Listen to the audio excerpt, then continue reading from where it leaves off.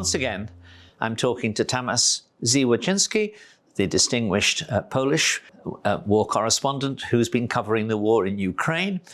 We've already spent 45 minutes discussing the wider aspects of the war with him. And again, we turn to the wider aspects, but this time, the relations between Ukraine, Poland, Central Europe and Western Europe, and how all of the people and the countries neighboring this very serious conflict are reacting and what we can expect next.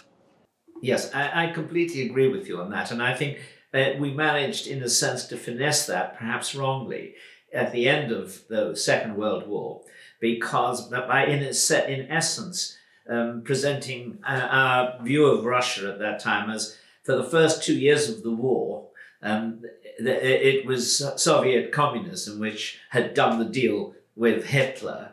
But for the four years after that, it was Mother Russia that had energized her sons and daughters to fight for, to defeat fascism. And obviously, therefore, there was very little rethinking at the end of the war in Russia about the dark side of its first 2 years. And I think we all understand that. And we ourselves, we in the West, we encourage that to the point, for example, of not inviting the Polish soldiers to be in the victory parade in London because that was uncomfortable for Moscow. Let me then ask you this. You painted a very interesting and spiritual picture there of the problems we will face. Does Ukraine itself present a model for changing its, so to speak, national personality? And not simply in the war here, but much as important, maybe more important, in the last 20 years, where it seems that before it became a great before it developed strong national feelings, it became a modern country. As far as I can understand it, the Ukrainians that you're describing until the actual war, going out to cafes, traveling abroad, developing new industries, they were becoming a prosperous European country, not on a Russian model at all. And is that something which can be appreciated by the Ukrainians themselves, by the Russians? And can it therefore possibly influence events at the end of the war, and how? I suppose that this experience of war right now is like this nation building experience for the people fighting for their homeland, but also I think this is important for two reasons. First of all, there are going to be new heroes for Ukrainian people, new battle that they managed to win, that they will have some kind of anchor for the future generation to say why we were heroes. And each nation needed heroes to not only build nation, but to also build a self-confidence. And I think it was the problem in Ukraine. It was also important in Poland to the lesser extent because Poland has developed faster. But that we felt building like we are living in Europe. We are perceived, especially as the part of Western community, but still we are this one that are west from the people in the West. We are, of course, we are poor, we are underdeveloped, we have problems of history, we still feel insecure because of the political environment.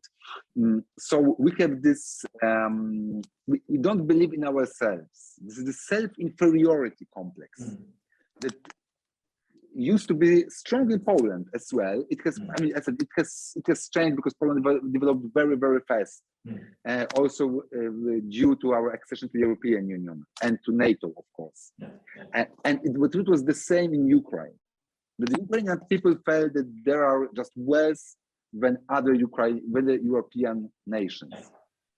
That they are not able to create a modern state. They are not able to cope with corruption and oligarchic networks. They are not able to access neither NATO nor European Union. So yeah, this strong inferiority complex. And this war, in my opinion, has a big potential to change this attitude. So it might make Ukrainians feel that they are a great nation. And this war is also, I think, quite specific because there is a very clear division who is right and who is wrong. It is not like a civil war, because I was observing some civil wars. I was in Karabakh, and in civil war, of course, there is very difficult to differentiate between the bad and good guys, because there are usually bad and good guys on the both sides of the conflict. Today it's different. There is one side that is invading, and the other side that is defending against, is protecting against this aggression. This is why also a lot of Ukrainian people is calling Russians as orcs from Lord of the Rings. You know, these orcs, these like humanoid creatures that are really bad. And they're also calling Moscow as a Mordor. Yes. Yeah. So this is the battle between good and evil. Yeah. And it will, I think, enable the Ukrainian people to build a modern nation that is self-confident. That is very important. And hopefully it's not going to be too nationalistic. Of course, this is also always the risk in such a conflict. There are going to be the nationalists roaring. But I think right now there is not such risk. But Ukraine can believe they are a great nation, and it can be some kind of, as you mentioned, some kind of a like roadmap for this region, how to develop properly. Particularly, if they manage to reconcile this, this Ukrainian and Russian-speaking parts of the country. I think it's the case, of course, that there are nationalisms and nationalisms. The Swiss are pretty nationalistic, actually, but they're a nationalism which is founded on a set of ideas which are the opposite, really, of expansionist, irredentist, and so on. But I want, you're suggesting something very interesting here. We must move on, but I want to just put this to you, that in a sense, in the development of a nation, normally becoming modern is prior to becoming a great nation, very often because you're modern and the people around you are not.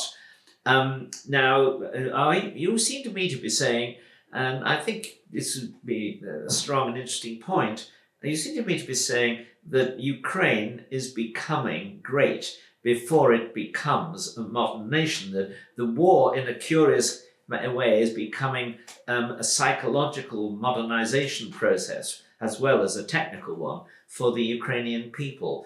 And they would therefore, in a sense, emerge from the war not nationalistic in the way we think of it, but in a sense saying, well, that was the job well done.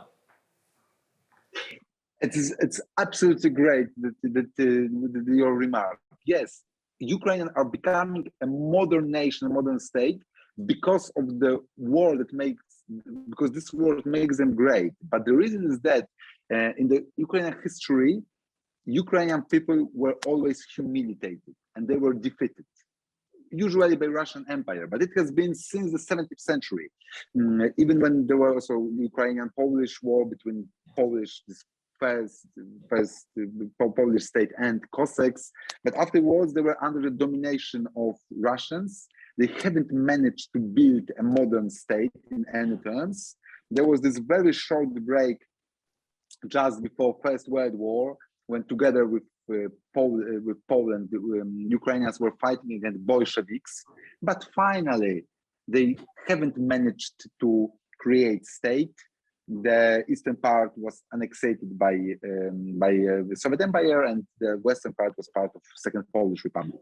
So they didn't. So in their history, they haven't had any state at all, and they were always the side that is losing the conflict. And I think this is this very big psychological problem in your memory. You are always the one who is defeated. You are not a victorious. Yeah. And today it is changing. It is changing probably. Of course, we don't know the outcome of the war. No. We cannot predict it. Russia can replenish their forces. They can try to use some different forces. Anyway, we don't know the outcome. But after almost 4 weeks, Ukrainians managed to stop Russian offensive, and they did it alone. I mean, Yes, of course, with assistance, but yes, that's right. Well, I mean, if you want to draw the comparison, in 1940, there was a famous cartoon of Britain standing alone and in the Battle of Britain, waving its fist at the Nazis. But then there was a second cartoon by a famous punch cartoonist of two British soldiers on the beach, and one is saying, well, there we are alone, and he says, yes, just us and 450 million people in the empire. So, I mean, these national myths may not be strictly true, but they do convey important truths as well, I think. I want to ask you this question. Have you been able to meet any Russian prisoners of war in the course of the war? It's a very short course, because it would be very interesting to know what they are saying, and I'm not talking propaganda here, but what they are saying in terms of how do they feel they were misled? Do they feel that they're being humiliated by being defeated by their inferiors? Are they rethinking their own situation in any way? Unfortunately, I haven't managed to talk to any prisoners of war, but I'm coming back to Ukraine next week. I will also try to join army, so maybe I will make it to talk with Russian soldiers. However, I can say that it is also during this war, it is, I think, extremely dangerous also for journalists to encounter Ukrainian army. This is another facet of this war that is something outraging, that currently Russian forces are aimingly hitting journalists. We know that there were journalists from Fox News killed, New York Times correspondent, Sky News TV crew that was attacked. And apparently Russians are right now trying to shoot to journalists, which makes it even more difficult to encounter to Russian army. It's impossible, I think, right now to talk to any Russian soldiers, only with prisoners of war. So I will try to do it. I'm not sure if it's going to be possible. Maybe the prisoners of war would not feel that they were free to talk in these circumstances, of course, as well. Of course. Let me ask you, let me just intervene here. Was that a slip of the tongue when you also criticized the behavior towards journalists of the Ukrainian army? You did it you used the term Ukrainian army when you were criticizing its treatment of, at the very beginning of your remarks, you said later the Russian army, but I was wondering if that was a slip of the tongue or you were making some observation about how the Ukrainians have treated journalists in these circumstances. Actually, it was right now. It's much better. In the very beginning, it was quite hard also for journalists to work because it was interesting. There was an disinformation spreading that there are Russian saboteurs disguised as journalists, and particularly journalists from Poland. And it happened to us when we were in the Belaya Cerkiew city, south, around 80 kilometers south from Kiev. And we were in a hotel, and suddenly it was stormed by Ukrainian army, were put on the ground with rifles on our heads. And it occurred that they were informed that there are saboteurs in the hotels who claim to be journalists. And 2 hours later, when we drove to railway station, we were stopped with a very similar scheme by police, also the guys with the guns and taking us onto the ground, saying, okay, we know that you might be saboteurs. Fortunately, they were first asking, not shooting, but yes, it was, it's always, but still, they were really suspicious about this. I was also stopped by self-defense forces in Vasilkov, close to Kiev, and I was accused that I might be a spy because I have something on my shoes, and they claim it was blood. Of course, it was not a blood; it's some kind of. It was just had a dirty shoes because of mud. But they were so suspicious and so nervous that we might be saboteurs, that they were just stopping us. But I think that currently it has changed. I observe it, that it has changed, that right now, if there is a self-defense, there is always some officer from regular army trying to control it, to avoid any cases of let's say self-judging by these forces. I want to move on in a moment to the impact of the war on Europe and the relations between Ukraine and Western Europe and Central Europe. But let me just ask you now, what do you expect to happen in the next few days? What is the latest situation militarily on the ground, and what do you expect to happen in the next few days or the next few weeks? It is extremely hard to determine, taking into consideration that Russia is changing the tactics. I suppose that they are trying to besiege the cities that has been already at least partially encircled. So, of course, Mariupol, Kharkiv, Sumy, Chernihiv, the Russian forces are going to continue shellings and missile attacks, demolishing residential districts, but also hospitals and so on, trying to increasing humanitarian crisis there, to break the will of fighting among Ukrainian people, but also maybe trying to bargain a deal with the West, trying to convince Western community that, okay, the war is going on for weeks. It is, of course, also deteriorating for world's economy. We have already know about there might be some problems with food supplies. So let's try to convince government in Kiev to start a ceasefire, providing Russia with land corridor between Crimea and the Russian state, and so to create this semi-frozen conflict that existed in Donbass. It has been existing in Donbass since the year 2014, but to create it in the whole eastern Ukraine. This is one of the scenario. The second is that they will manage to replenish their forces from the additional troops from the Far East and from other parts of Russian Federation, and they will try somehow to start a new offensive against Kiev, even though it's going to be extremely hard to capture the whole capital. They also might use Belarusian army. 2 days ago, there was an information that Belarus had evacuated its diplomatic personnel from the Belarusian embassy in Ukraine. That might be the sign of incoming Belarusian invasion. The problem is that the Belarusian army is about 50,000 people, but the Belarusian army has never fought in any war, so they don't have this real battle experience. Also, Belarusian people just don't want to fight against Ukrainians. This is very interesting, I think, facet, like the feature, like the characteristics of Belarusian people, that in general Belarusians are against armed conflicts. They suffered a lot during the Second World War, and they just don't want to be engaged in any armed conflict. The most important for Belarusian people is to stay alive and to avoid any warlike situations, scenarios. So I think that the real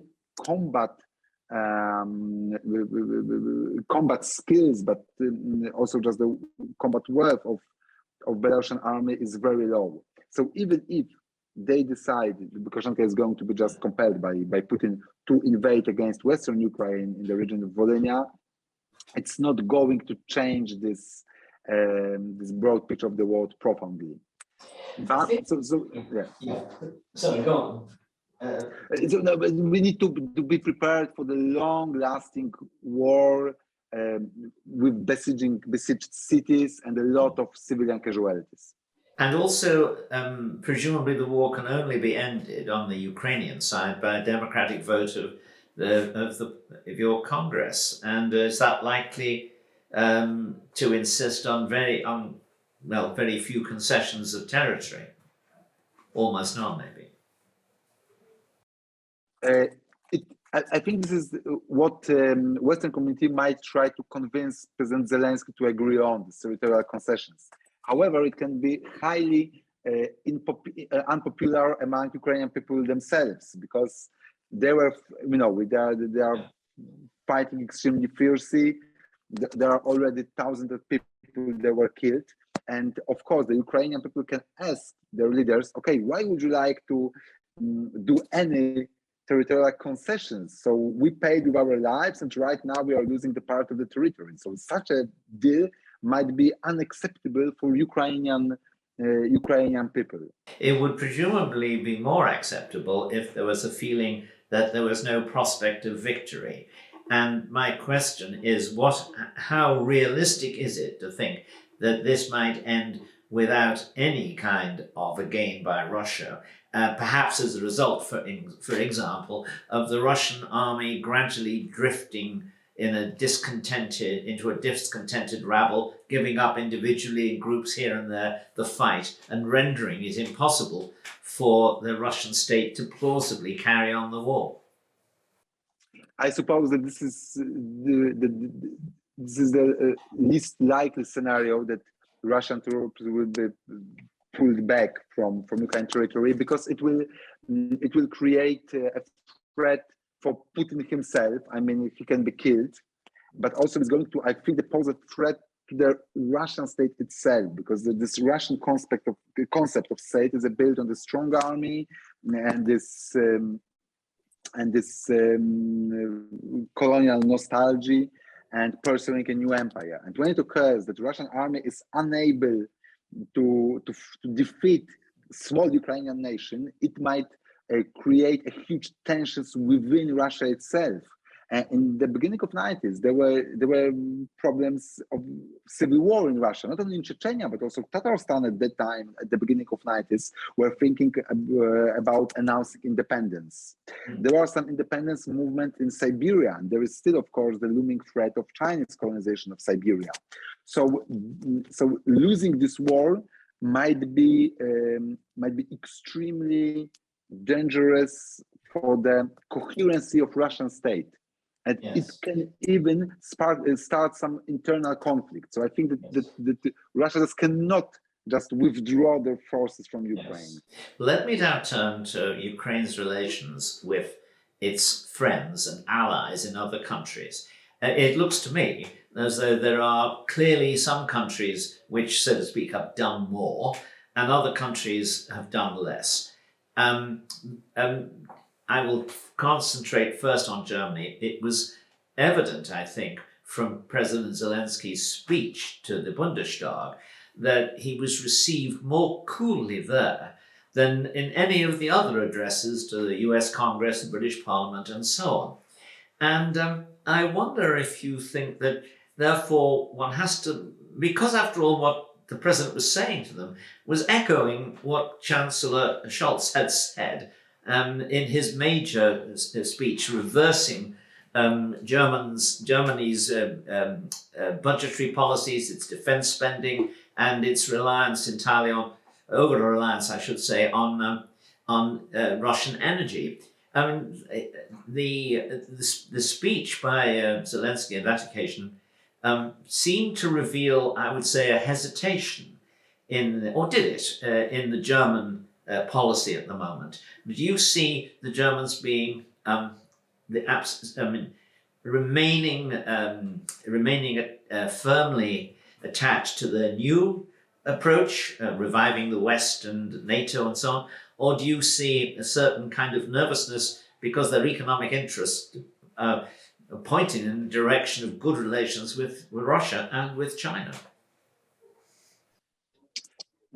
I am afraid that Germany has changed its position towards the Ukraine because it was compelled by other Western allies, particularly by the US. And from the very beginning of the crisis, I mean, not the war, the invasion itself, but when Russia started to amass the soldiers, Germany was trying to, maybe it's not stay neutral, but it was not providing much of neither political nor military aid. Let me remind that they were consequently declining providing armament to Germany. They only said that they can send 5,000 helmets or something like that. Yeah. So Germany was not very helpful to Kiev, and the position has changed after the invasion. But I am afraid that Germany will be one of the countries that will try to encourage Kiev to some kind of ceasefire with territorial concessions to Russia, and this change and this shift in German policy might not be a very strong one and very long lasting. Yes. In that case, let me ask you, presumably in that discussion in the West, among the Western allies, the opposite pole position will be taken by Poland. And will Poland continue to, in a sense, take a very strong policy defending Ukraine, assisting Ukraine, and demanding, well, not demanding, but assuring Ukraine it would like to see a good outcome of the war in creating a strong defense against Russia. Is that the case in your view? And secondly, does that have united support across the spectrum in Poland?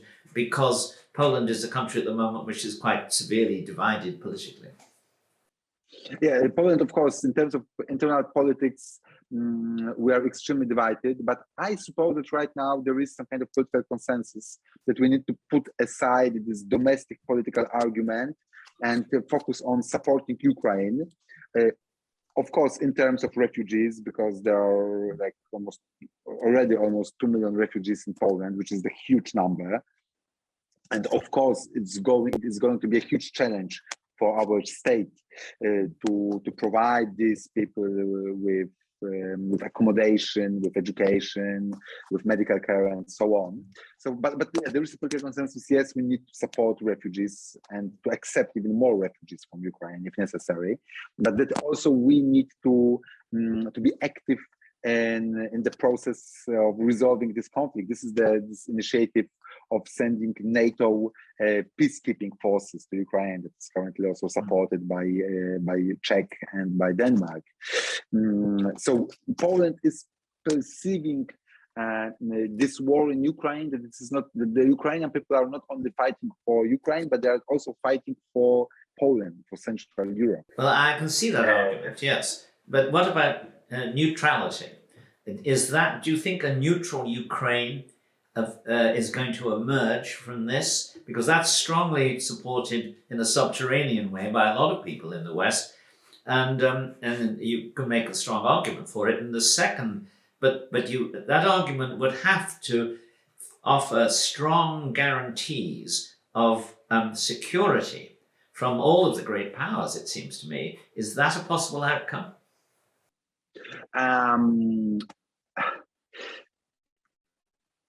But I think that particularly in Ukraine, this strong guarantees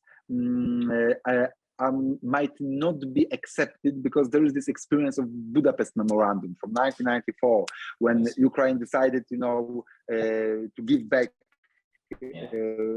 nuclear warheads, and the territorial integrity was guaranteed by So there is this experience of Western allies that are betraying Ukraine.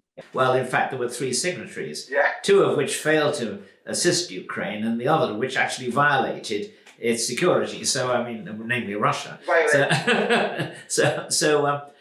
So I agree. That's a kind of a strong argument against accepting anything of that kind. But I suppose you could argue, I think probably I would, that Austria is an example of neutrality that worked because it was in the interests of virtually everybody, including the Austrians, that it should work. It seems to me that maybe the strongest opponent of Ukrainian neutrality among Russia, all the other surrounding European countries, would be Ukraine itself. Yes, but still, I suppose that maybe this neutrality can work only if Ukraine has very strong army. I mean that because there are 2 different things: neutralization, staying neutral, and demilitarization. And I think Ukraine will never agree on demilitarization, because experience of this war is that the strong armed forces can protect the sovereignty of the state. So maybe neutralization. Also, President Zelensky quite openly argued that the prospect of accession to NATO or even European Union is an extremely remote one, and maybe we need to, as Ukrainian people, we need to just accept the reality in which we will not enter the NATO because it is politically impossible. However, I think that if Ukraine agrees for this neutralization, it still needs to have a very, very strong army. And another thing is that the position of Germany has been severely undermined in Ukraine. I observed it even before February 24th, when I was talking to journalists, experts, and political commentators in Kiev.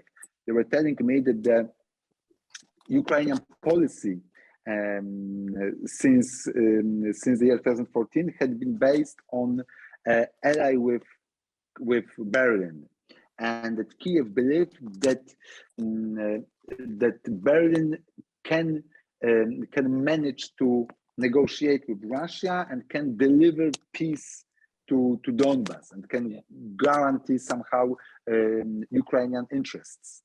And it occurred to be totally opposite. Even before the invasion, the invasion had started. This problem with not providing weapons and so on. So I think that Berlin is right now perceived in Kiev as the state that betrayed Ukrainians. Yes, and the weakest part of the chain of Western allies. I think that is true, as you describe it. I think that is the way people minds are working, and certainly the same view would be taken in Poland as well, I think. Whereas what you have here's the situation which is so interesting. To a Brit like me, the friends of Ukraine start with Poland, and then they take in the Baltic states, and then the Brits, who are further away than anyone except Ireland. So, what do you think is motivating that policy, and do you think it will be sustained? But you mean Polish politics, yes? Sorry, I mean that if you look at the friends of Ukraine, then essentially Poland is the leading friend of Ukraine in the current situation. The Germans, as you say, have, so to speak, done the least that they could. But then what you have after that is the Baltic states and the Brits. Now, other people are doing things and being helpful, but that's the kind of apostolic succession of Ukraine supporters. And I wonder if you see there are two kinds of sets of alliances for Ukraine I'd like you to consider. One is essentially a Baltic British one, Poland, the Baltic, Sweden, the Baltic states and Britain. And the other is Ukraine is a part of Central Europe, very much so. And is it going to be able in future to build a new set of alliances, as, for example, the Hungarians are doing with V4? I suppose that what is motivating particularly Polish politics is this feeling that there is a need of empowerment of Central European states, that we need to work together to create regional alliances and to be perceived as a particular part of Europe that has its own political identity. So that there is Russia, there is Western Europe, but there is also Central Europe that is, of course, connected to the Western community. We are part of Western civilization sphere. We are part of alliances, but still that we need to be empowerment and to see that our voice can matter, but we can only achieve it if we are closely cooperating together, because each of the states, Poland, Hungary, Czech, Baltic states, or Ukraine, is too weak to be important political player in this international level alone. So it's important to build this regional regional alliances, and of course, because we don't trust Germany and France. I mean, okay, we are cooperating, but still there is no big trust. We are rather perceiving Great Britain and the US as the countries that can support us and guarantee our interests here, because it is also important for both London and DC to counterbalance Russian influences here, and potentially also counterbalance German influences here, so that they can exercise the position of Central European states to leverage their politics.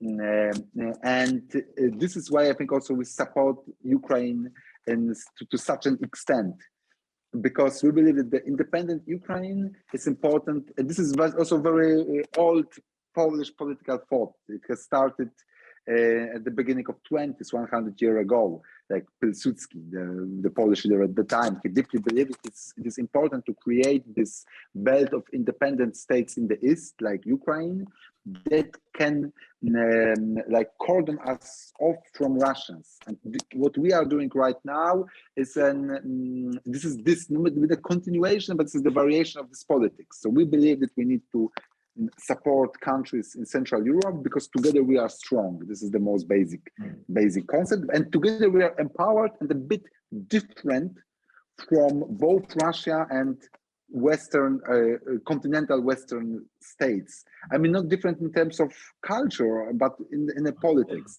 Yeah.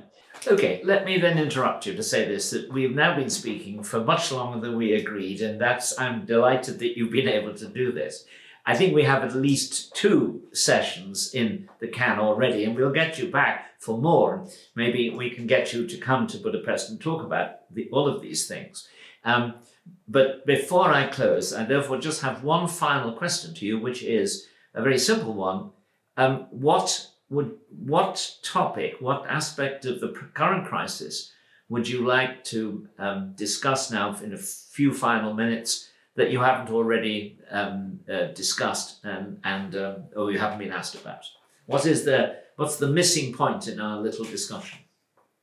Yeah, thank you very much for this final question. What I can only do right tell for the end is like this war is a really horrifying experience for Ukrainian citizens and civilian people. Of course, we know it. We are watching TV and we are watching social media news feeds, but still, I see it in my own eyes, like the suffering of the common people. And currently, I am recalling the women that I met in a hospital in Mykolaiv. This is the city on the coastline of Black Sea that is under a siege from Russian forces. And she was in the hospital. She was severely wounded because she was traveling with her family in a normal civilian car, which was attacked by Russian soldiers. They killed her 3 relatives. She was, as I said, wounded. After killing them, Russian soldiers just robbed them from their money and smartphones, and they left her to die there. Fortunately, she was rescued. And this is just one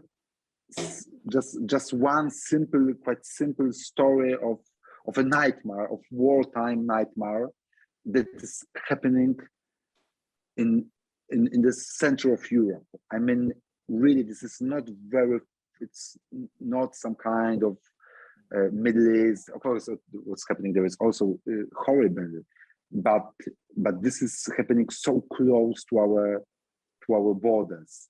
Like, this war is so tangible, and this nightmare of common people. Or when I was in the Vasilkov, I told before that I reached this town with my colleagues, journalists, when Russian airborne forces attack started, and we were rescued by self-defense forces, and we spent the night with about 150 women and children in the basement of the local cultural center, and all around there were street fights and there was shelling, and these people were just a few days ago they were living in the outskirts of European capital. They have never experienced war, they have never seen war, and just within a few days the words turned totally. They find themselves under the shelling.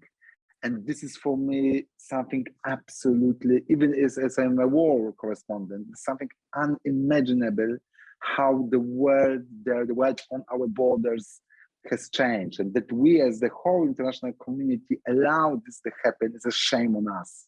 Really, that we allowed people in Europe, after the whole nightmare of European history, that we allowed Russia to start this nightmare again.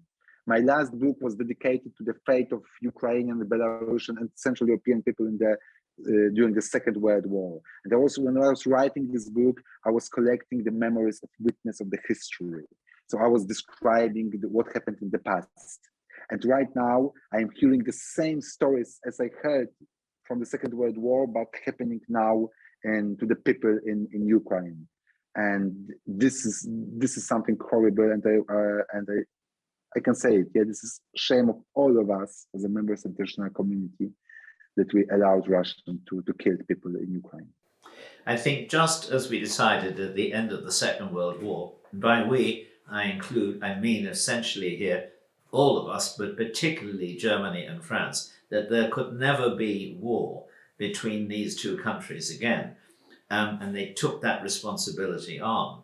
I think so we have to now, at the end of this war, however it turns out, we have to find a way, all of us in Europe and including Russia, we have to find a way of ensuring that this is the last war between Russia and another European country. It is going to be a very big task for the psychological reasons you gave about the Russian attitudes and mentality, but it has to be done. And I think that means that means that before then, we have to make clear that we don't regard the Russians as a power lost to reason and decency. This is never true of a people, I think, and we have to maintain that view.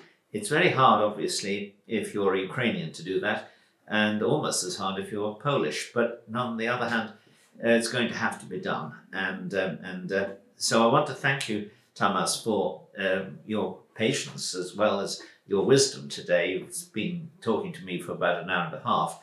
I want to keep the conversation going on another occasion. And in the meantime, many thanks, many congratulations for your work.